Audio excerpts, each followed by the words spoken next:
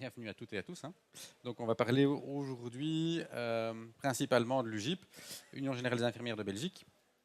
Et donc, au travers de ceci, on va faire un parcours, dans un premier temps historique de 52 à 2014, pour expliquer vraiment le développement et l'ancrage de ce qu'est l'UGIP et de ce quoi elle s'attelle à défendre au quotidien.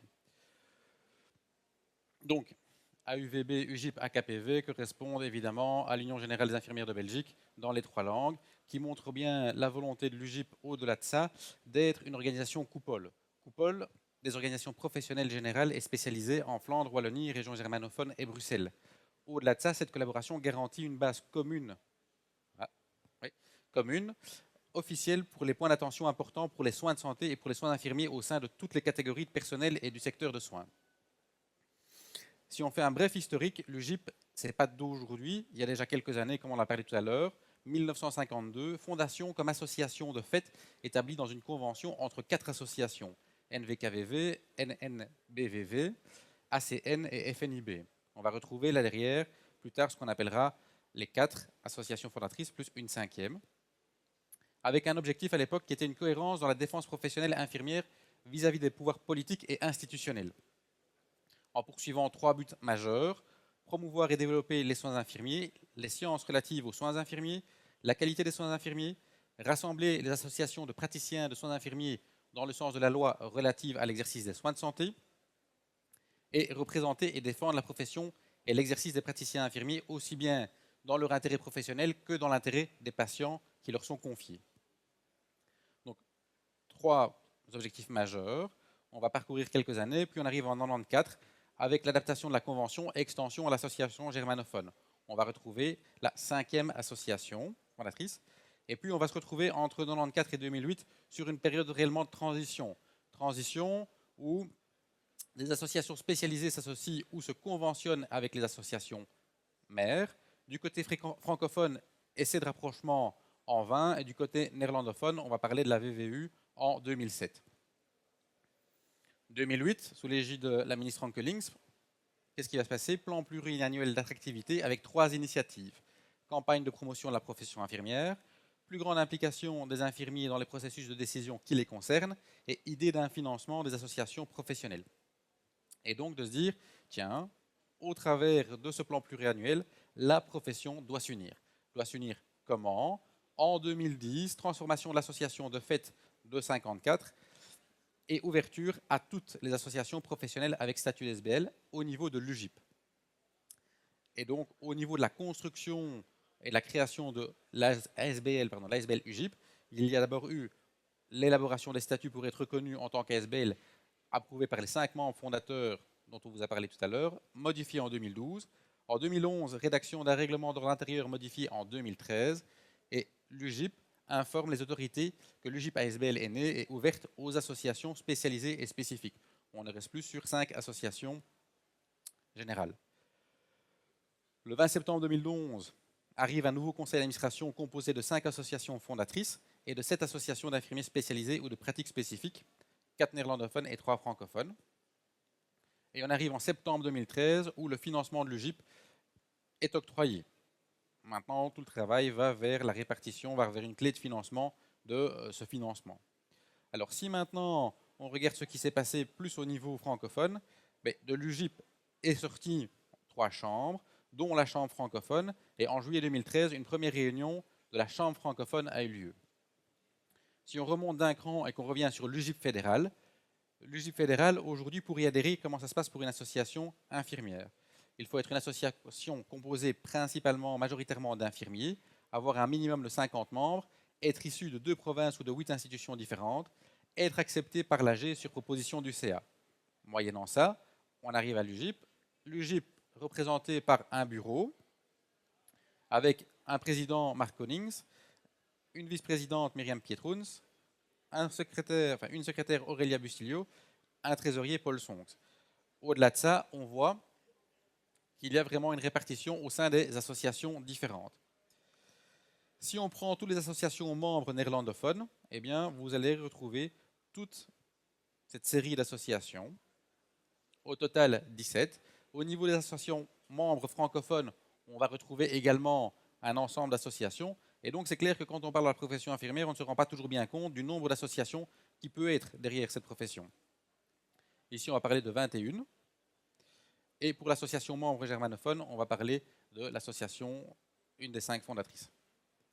Alors, au-delà de la constitution de l'UJIP, il y a clairement le rôle de défense professionnelle. Et donc, au travers de ça, l'UJIP fédéral a mis en avant un mémorandum qui vaut pour l'Union générale des infirmiers de Belgique, les chambres francophones, germanophones et néerlandophones. Alors, dans un mémorandum, on ne retrouve pas tous les points qu'on souhaite vouloir défendre, on retrouve les priorités pour 2014. Et donc, qu'est-ce qu'on va retrouver derrière? Vraiment des choses importantes de la vie de tous les jours. Augmenter qualitativement et quantitativement les normes de personnel pour le jour et la nuit, avec l'extraction de l'infirmier chef des normes d'encadrement, une augmentation équivalente dans le secteur des soins résidentiels MR, MRS et dans les services et pratiques de soins infirmiers à domicile, et prévoir une fonction hôtelière et ou administrative dans tous les services intra- et extramuros. Ça, c'est la première. La deuxième, construire et financer un système de différenciation de fonctions dans lequel les infirmiers puissent développer des carrières autres que hiérarchiques, condition indispensable à la dispensation de soins de qualité, tout en continuant à reconnaître et à enregistrer et à financer plus rapidement tous les titres qualifications en cours et à venir dans tous les secteurs de soins. Et le système d'octroi de primes doit être conservé, quel que soit le niveau de pouvoir concerné par le porteur de titre de qualification. Le troisième point, rendre obligatoire une formation continue permanente de 2 jours minimum par an pour l'ensemble des infirmiers, financée par les autorités, et il faut également élargir le système des congés éducation payés à tous les secteurs, pas de différence privée-publique. Et les infirmiers qui vont en formation doivent être remplacés sur le terrain afin de ne pas mettre les patients et les équipes en difficulté. Le quatrième point va être de structurer l'activité infirmière dans le secteur MR-MRS, dans les structures extramuros et les services de soins à domicile, de la même manière que celle en vigueur dans les hôpitaux menant vers un véritable département infirmier. Financer à leur juste valeur les fonctions d'infirmier en chef, et de même pour toutes les autres fonctions hiérarchiques à haut niveau de responsabilité. 6. Soutenir de manière cohérente et structurée la recherche infirmière. 7. Améliorer et adapter le financement de tous les hôpitaux, quelle que soit leur taille, pour assurer une qualité de soins optimale afin de répondre aux besoins locaux de la population. 8. Une représentation équilibrée et suffisante des infirmiers dans tous les conseils et commissions organisés par l'autorité fédérale, tous les conseils et commissions organisés par les autorités régionales, également ceux qui seront mis en place dans la perspective de la 6e réforme de l'État. Extension, révision et représentation proportionnelle des infirmiers dans les différents conseils et commissions au niveau de l'INAMI et au niveau européen. Et donc, si maintenant on repasse de l'UJIP fédéral vers la chambre francophone UJIP, et quand on parle de chambre francophone, on parle actuellement de Wallonie, Bruxelles, et on va parler aussi de la chambre germanophone qui s'allie à nous. On va parler du bureau où on va retrouver la présidente Alda de la Vallée, vice-président moi-même, secrétaire Francine Duchâteau. Et donc le mémorandum pour la chambre francophone, et donc au niveau des priorités, va être identiquement les mêmes. Les 1 à 8 sont identiquement les mêmes. Et un dernier point qui est une formation en soins infirmiers en une seule filière, organisée en 4 ans de niveau universitaire, afin de répondre à la directive européenne et de répondre aux besoins en soins actuels et futurs de la population. Et donc, voilà, on avance. Alors aujourd'hui, quand on se dit, tiens, au niveau de la chambre francophone, quels sont les dossiers en cours? On va retrouver une lettre aux partis politiques. Pourquoi? Parce qu'il y a un transfert de compétences, il y a une régionalisation des soins de santé, et donc il y a une rencontre nécessaire pour défendre les points qu'on a parcourus dans le mémorandum, et le fait de dire qu'on est acteur au niveau de ces changements. Il y a déjà eu des rencontres avec le MR, Écolo, le CDH, Parti socialiste à venir. Au niveau des autres dossiers, on va retrouver une lettre aux représentants de l'enseignement obligatoire et de promotion sociale et l'enseignement supérieur concernant le projet de décret de la ministre Simonet. On travaille aussi actuellement sur un avis qui a été donné sur la stérilisation centrale, où les infirmières de stérilisation, le personnel de stérilisation centrale ne serait plus sous l'égide du département infirmier, mais serait sous l'égide du pharmacien-chef. Voilà. Intégration de l'aide-soignante dans les soins à domicile également. Et toujours dans les dossiers en cours, il y a eu la création d'une plateforme sur l'amélioration de la qualité des soins qui est en train de se mettre en place, pour lequel on demande d'intégrer rapidement ce projet. Et donc, il y a d'autres choses qui viennent se greffer en fonction de l'actualité, évidemment aussi. Et donc, aujourd'hui, plus que jamais, l'union fait plus que jamais la force.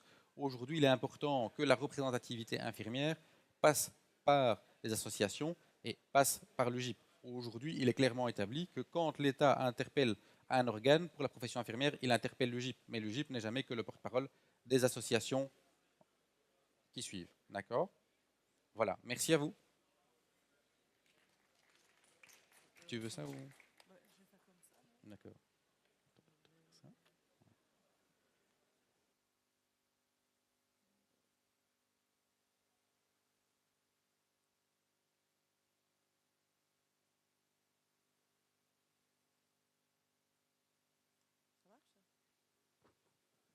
C'est bon? Non, on n'entend pas. On n'entend pas? Je dois allumer un truc? Non. Oui, j'ai à voir. Ah, c'est automatique ou quoi? J'ai encore pris le bon, moi.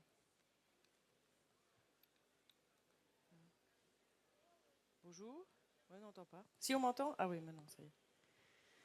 Voilà, donc, on était au-dessus, l'UGIP. Pouf, on redescend d'un écran. Alors, moi, je suis vice-présidente de l'association belge des praticiens de l'art infirmier. J'ai décidé de m'engager parce que à la base, je suis infirmière, professeure dans une autre école. Et je forme des futurs bacheliers. Et au lieu de râler dans son coin, les infirmières et infirmiers sont toujours un peu déçus de la valorisation de leur profession. Les aides-soignants aussi sont jamais bien valorisés. Et donc j'ai décidé de m'engager dans une association qui pouvait défendre notre profession, d'une part aussi bien les infirmiers et les aides-soignants. Alors je vais vous expliquer brièvement cette association qui est donc une ASBL, mais il y a un président qui est Paul Sonkes, qui est ici. Il y a une secrétaire qui est Madame Duchâteau, Francine. Il y a moi qui suis vice-présidente et Anne-Marie Solé, Gérard qui est trésorière. Alors en fait, nous on est bénévoles, le conseil d'administration, mais il y a des coordinatrices qui sont super dynamiques, qui sont elles rémunérées. Elles sont 3 et c'est elles qui organisent, je veux dire, tout ce qu'on fait dans l'association. Et alors on est une grande équipe de bénévoles, d'infirmiers qui sont retraités, qui ont envie de continuer à soutenir peut-être jusqu'à 80 ou 90 ans en espérant une bonne valorisation de notre profession. Alors notre profession, elle est belle, mais seulement il faut la défendre. Et à qui sert l'ACN, ses objectifs et comment elle fonctionne? À qui elle sert? À vous, aux praticiens de l'art infirmier et aux aides-soignants, qu'on a trop longtemps mis de côté. Ces objectifs, c'est surtout de rassembler pour défendre des valeurs de la pratique de soins infirmiers de qualité, assurer la défense des intérêts sociaux, économiques, légaux, culturels et éthiques des praticiens. Elle contribue à la reconnaissance et à la promotion de l'excellence professionnelle. Elle promeut la qualité des soins. Elle contribue à la recherche en matière de soins infirmiers et de santé. Et elle instaure un dialogue entre les professionnels de la santé dans le but d'avoir une concertation interdisciplinaire. Alors en 2003, il y a quelques petites reconnaissances, on le sait bien, il y a eu beaucoup de titres et qualifications tels que la pédiatrie, santé mentale, le nouveau titre père opératoire. On connaît bien salle d'opération, mais il y a les anesthésistes qui sont là, donc il y a eu des discussions de titres, puisqu'en salle d'op, on est en pair pendant la période, et anesthésiste, c'est avant, après. La revalorisation aussi des horaires, des primes aussi. En 2014, on revient avec évidemment en lien avec ce que l'UGIP, maintenant qui est en route depuis quelques temps, aux mêmes demandes qu'eux. Mais notamment un point que l'UGIP n'a pas dans tous ces 8 points, elle a dû structurer, c'est surtout la formation en 4 ans de master au niveau bachelier, avoir un seul titre. Comment elle fonctionne? Elle forme, c'est beaucoup de formations aussi que l'on fait. Je vais vous parler brièvement des formations continues qui sont devenues obligatoires pour certains titres. Elle forme, elle informe, elle représente et elle défend.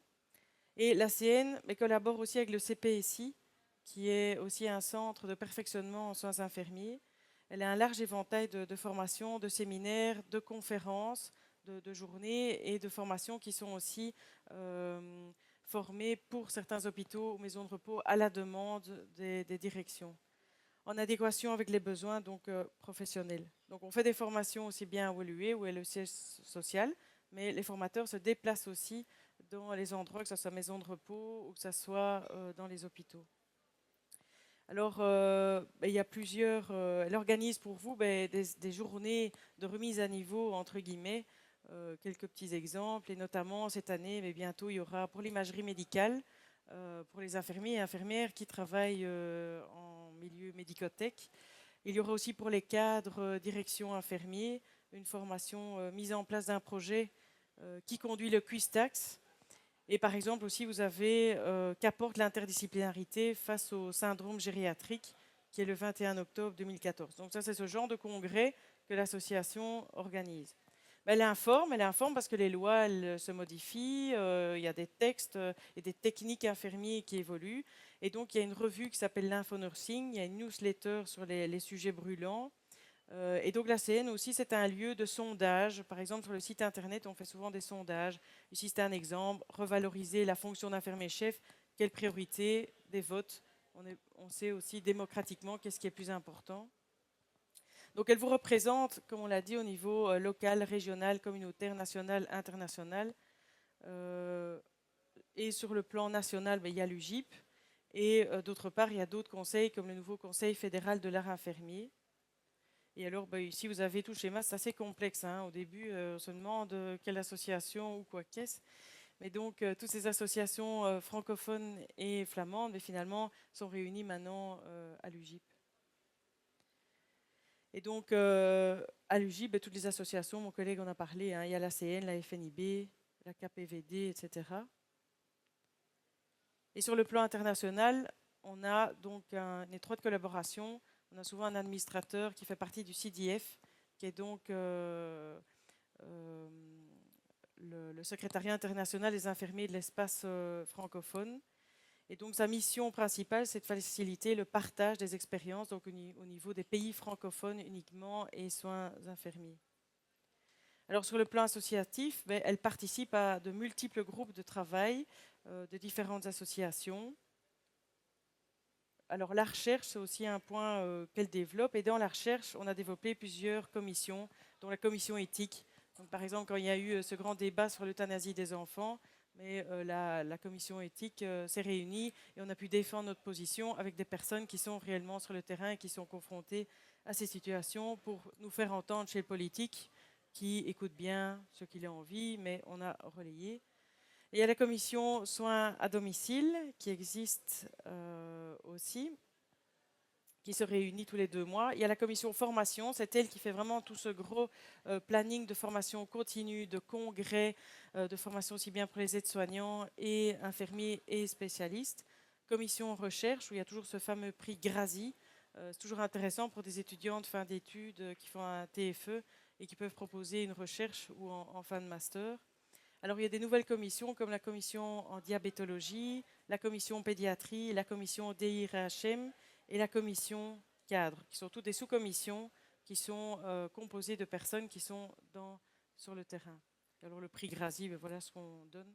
Alors, Compass, qui est aussi une ASBL, qui représente l'ensemble des praticiens de l'art infirmier actifs auprès des personnes âgées, qui œuvrent en maison de repos et de soins, au domicile, dans l'enseignement, en psychogériatrie ou dans les différentes facettes des programmes de soins hospitaliers pour les personnes âgées. Et nous sommes donc associés, il y a beaucoup d'associations qui collaborent avec nous dans différentes spécialités, dont AISE, par exemple, ce sont les infirmières spécialisées en esthétique. Il y a aussi les infirmiers et infirmières qui sont spécialisés comme la PSIM en médicothèque. Il y a le SIO, qui est une nouvelle société belge des infirmiers en oncologie. Donc, vous voyez, la FISO, donc, qui collabore avec nous. Et donc, voilà, donc, quand on s'affilie dans une association, ce n'est pas du tout la même chose qu'un syndicat qui va défendre vos heures de travail, vos rémunérations. Ici, c'est vraiment une défense professionnelle du contenu et de la fonction de notre rôle infirmier et aide-soignant. Donc, en fait, au lieu d'être réactifs, soyons proactifs. Et donc, vous l'avez compris, c'est important de s'affilier dans des associations professionnelles Parce que quand on est face à un politique et quand on est peu nombreux, on n'est pas très important. C'est vrai que les médecins et les pharmaciens sont obligés de s'inscrire dans un ordre et donc sont beaucoup plus nombreux. Mais l'union fait la force, comme disait le collègue avant. Donc plus on est nombreux, et mieux on est représenté, et mieux on peut défendre notre profession. Ça, c'était d'une part l'association. Et maintenant, je vais plutôt parler de la formation permanente et qu'est-ce qui a fait qu'il y a des formations qui sont plutôt obligatoires maintenant.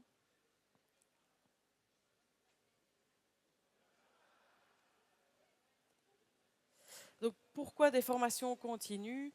Mais le but, c'est de maintenir à jour les connaissances et les compétences infirmiers et aides-soignants.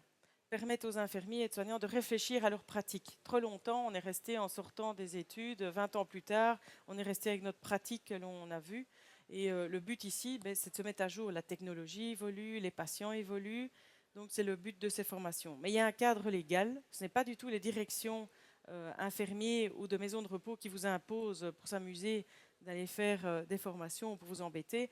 C'est le SPF Santé publique qui a déterminé un nombre d'heures de formation permanente que certaines infirmiers, on y reviendra après, sages-femmes et aides-soignants devront suivre afin de garder leur titre ou qualification dont ils sont porteurs. Donc ces quotas de formation permanente constituent une obligation légale, c'est donc obligé, qui doit être respectée par chaque praticien individuellement. C'est pas l'hôpital donc qui exige ces quotas, mais bien le législateur.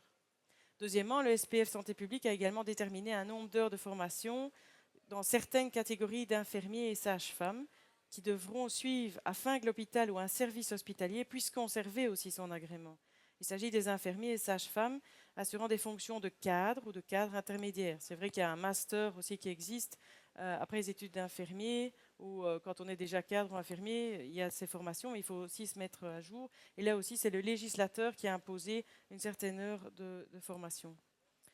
Troisièmement, il y a les régions qui ont également déterminé un nombre d'heures de formation permanente que les directions infirmiers et soignants devront suivre afin que les maisons de repos puissent conserver aussi leur agrément.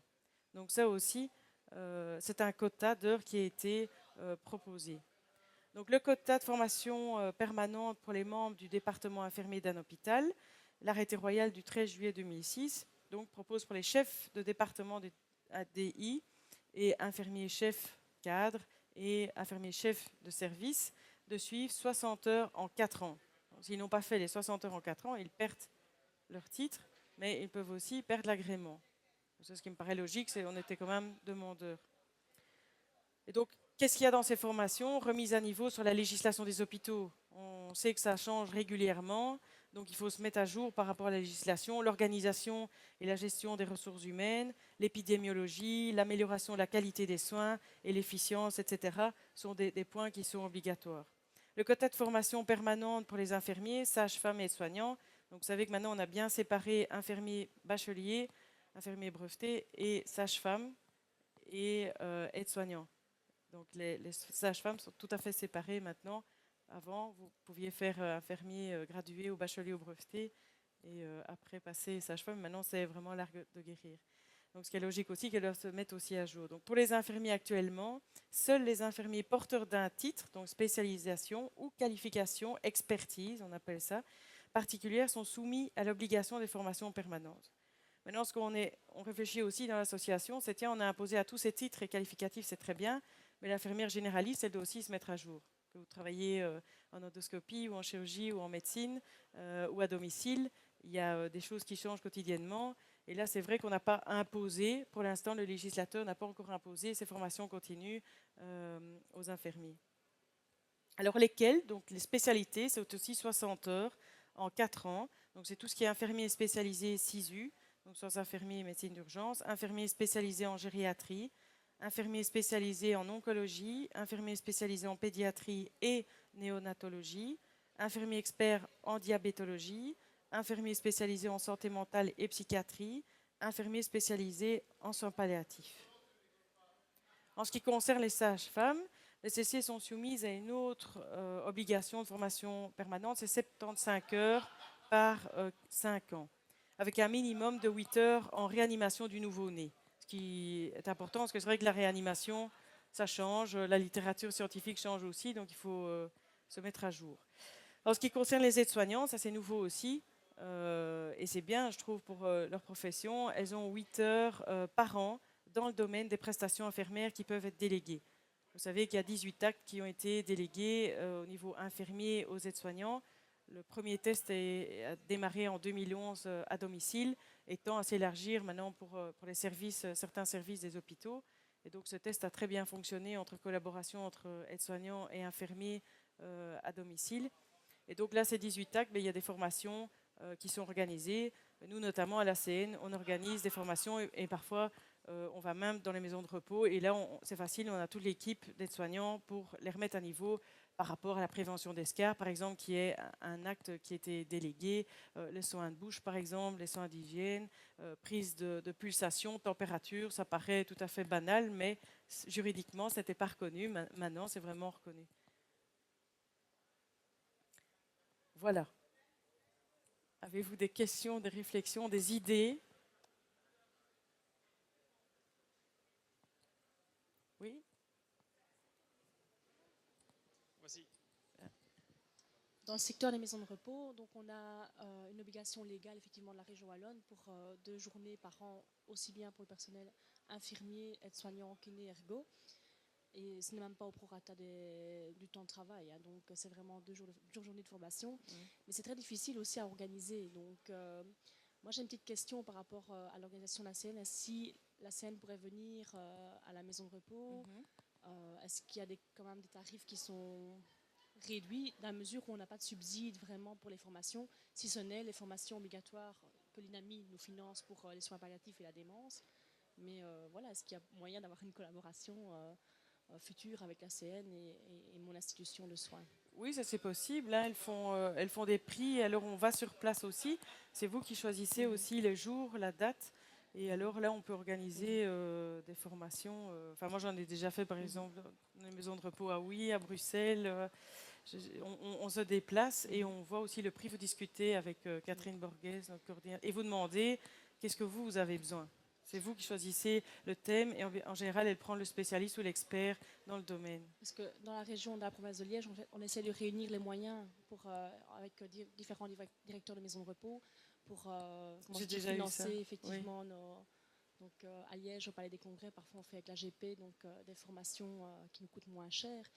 Pourquoi? Parce que finalement, le fait de monopoliser le personnel pour les former, effectivement, il faut remplacer ce personnel qui est absent. Maintenant, moi, je suis vraiment étonnée de voir en milieu hospitalier que finalement, les formations ne sont pas obligatoires comme en maison de repos pour les infirmières, justement, générales. Ben oui. Ben voilà, c'est justement... oui, ça, je suis d'accord avec vous. Ça va venir, on espère, oui. On a commencé par les titres et on a un peu laissé les généralistes de côté. Mais après, je peux vous voir et vous mettre avec Catherine pour... je ne sais pas s'il y a d'autres pour l'UGIP.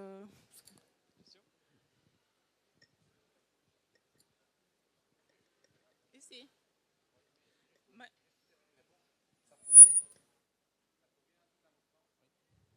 Oui, ça prouve bien toute l'importance de passer par des associations professionnelles. Je pense entre autres à Compass. Oui, oui. Pour défendre évidemment l'ampleur du système et qu'à un moment donné, on arrive à un asynchronisme entre certaines normes, à savoir une obligation pour certains et pas d'obligation pour d'autres. Alors qu'on sait bien qu'aujourd'hui, la formation continue au quotidien a un impact énorme en matière de prise en charge et de qualité des soins. Et donc ça, c'est quelque chose qui doit s'ancrer et qui doit être périn pour tout le monde. Voilà. Oui, tout à fait.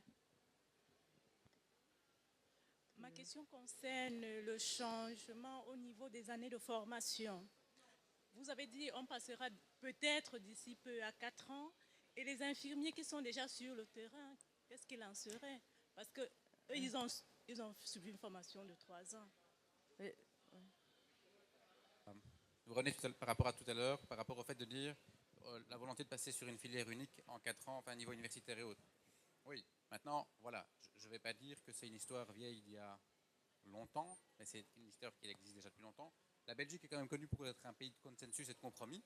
Hein, mais il est clair qu'aujourd'hui, beaucoup d'études ont démontré qu'avec un niveau de formation universitaire et autres, on arrive à une meilleure qualité. Alors, je n'ai pas dit pour autant que demain, toutes les infirmières brevetées devaient disparaître. Ce n'est pas ça le propos. C'est aujourd'hui comment on s'harmonise, ok, pour correspondre à la directive européenne et pour qu'on arrive à aller plus loin et s'harmoniser aussi sur l'Europe. Aujourd'hui, ce n'est pas un débat de secteur, c'est vraiment un débat de dire demain comment répond-on à une directive européenne. Avec un intérêt majeur. On va citer les dernières études qui ont été lancées et publiées, qui montrent quand même différents avantages par rapport à cette prise en charge. Voilà, je prends le cas, il y a maintenant, je pense, un mois, il y a eu une soirée de débat sur cette thématique-là, où clairement, il y a un intérêt sur la filière unique, mais demain, c'est comment arriver à opérationnaliser cette filière unique. Voilà.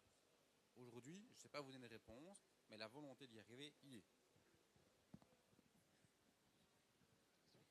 Ce qui est un fait, c'est que si un jour on arrive à une seule filière, mais les gens qui ont acquis leur diplôme il y a 20 ans, 15 ans ou 5 ans, on ne va pas changer du jour au lendemain. On ne va pas leur dire, vous n'avez pas le même niveau, vous ne pouvez plus faire la même chose. Non, ça non. Ça, il faut être clair quand même. Il faut quand même pas... Non, ici, c'est vraiment à l'avenir. D'ailleurs, on le voit. J'ai déjà eu ce genre de questions aussi où, par exemple, au brevet, c'est vrai que tous les titres et qualifications étaient ouverts uniquement aux bacheliers. Et les brevets disent, mais enfin, moi, ça fait 20 ans que je travaille, j'aimerais bien faire oncologie, par exemple, et je ne peux pas parce que je suis brevetée. Et donc là, c'est vrai qu'on montre clairement qu'on essaye d'arriver à une seule filière, mais à l'avenir. Mais je ne pense pas que les gens du terrain, et sûrement pas, on ne va pas dire aux gradués, enfin aux bacheliers, aux brevets, oh, les autres sont masters. Je pense que c'est une évolution avec la population et la société, et je pense que dans les équipes, ça va changer. Quand je vous parlais aussi qu'il y a plus d'aides-soignants à domicile, c'est vrai que pour faire le lit et la toilette, une bonne aide-soignante, elle sait très bien observer et travailler en collaboration avec une infirmière ou un infirmier.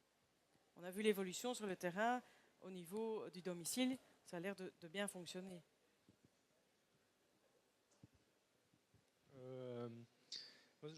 Je trouve que l'image de la CN est très belle et c'est un peu du marketing, mais est-ce que c'est la seule arme qu'on a pour que les gens puissent être représentés par les associations? Parce que les gens, ils sortent de l'école, ils ne sont pas représentés et je trouve ça malheureux parce que vous faites du beau travail et qu'on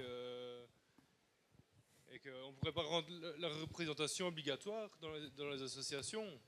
Mais oui, il y a déjà eu des débats comme ça, hein, d'obliger un ordre, mais moi, les étudiants, ils le savent. Il y a une journée qui s'organise, le forum des étudiants, par exemple. Le législateur, il ne peut pas rendre ça obligatoire. Il ne peut pas imposer un ordre où tout le monde serait obligé de s'inscrire en sortant de l'école. C'est ça que vous voulez dire? Ça serait l'idéal, mais là, c'est des discussions. Ce qui est important dans le débat, c'est vraiment le fait de se dire qu'il faut une représentativité de la profession. Cette représentativité, est-ce qu'elle doit passer par une obligation type un ordre? Attention, on dérive de l'ordre, parce que parfois, il faut quand même bien cadrer, bien cadenasser la chose. Il faut prendre pour témoin d'autres pays. Hein. Voilà. Maintenant, aujourd'hui, le premier procès est un procès vis-à-vis de la profession. En disant, aujourd'hui, si dans les équipes, on retourne de professionnels et qu'on demande, mais tiens, tout compte fait, qui est associé, qui est dans une association professionnelle, le constat est parfois affligeant. En se disant, sur 10 personnes, on va peut-être avoir une personne. Voilà. Et aujourd'hui, peut-être qu'un des défauts, c'est le manque de marketing de la profession pour arriver à une meilleure défense. Et le but maintenant, aujourd'hui, à travers l'UGIP, les chambres et autres, est vraiment de revenir et de relancer toute cette dynamique en disant, demain, il faut arriver vraiment à ce qu'il y ait une défense professionnelle qui soit digne de ce nom par rapport à une profession qui représente le plus gros secteur dans les soins de santé. Qui représente le plus gros secteur des soins de santé. Pour mon secteur des soins infirmiers à domicile indépendant, l'INAMI il dit ainsi fin d'année, il faut que vous vous représentiez dans une fédération. Oui. Il y a 60 membres en Wallonie pour tout ce qu'on est. Et après, par rapport à ça, les Flamands, eux, ils sont des milliers parce que c'est quasi obligatoire. À l'école, c'est obligé, oui. Et donc, d'un autre côté, oui. on n'a rien à dire parce qu'on n'a pas le poids de la représentativité. C'est quand même fort important. Oui, tout à fait. Oui, mais dans le débat, parfois, il y a le poids par le nombre, mais il y a aussi le poids par la force. Et aujourd'hui, le premier débat par rapport à des débats comme l'UGIP fédéral, l'UGIP francophone, c'est de reprendre et de regagner la place où, avant, la profession infirmière n'était plus entendue. C'est déjà fort important. Et là, c'est vraiment quelque chose de fondamental. Aujourd'hui, dans la volonté de l'UGIP et de la Chambre francophone, c'est le fait de se dire, OK, on sait qu'il y a une modification par rapport au transfert de compétences au niveau région, très bien, on n'attend pas d'être convoqué, on convoque directement les parties pour aller se manifester en disant voilà c'est quoi le mémorandum de la profession, voilà ce que nous on veut. Il y a quelque chose qui est sorti qui est la plateforme sur la qualité et l'accréditation. Très bien, on y va et on dit on veut faire partie. On n'est pas dans une attitude attentiste, on est vraiment allé de l'avant. Voilà. Mais il ne faut pas nier l'aspect un peu marketing dont souffre un peu la profession, en disant c'est quand même malheureux que le plus gros secteur des soins de santé soit le moins présenté. Parce que c'est ça aujourd'hui.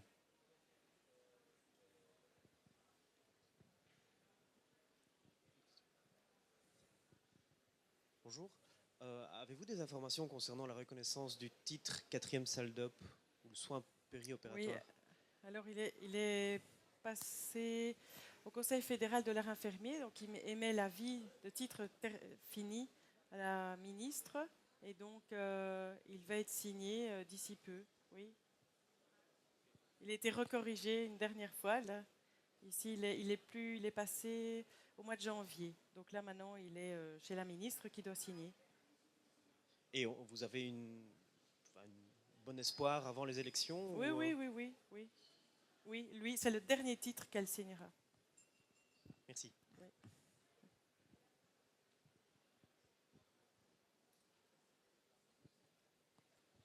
Okay. Merci. Merci à vous.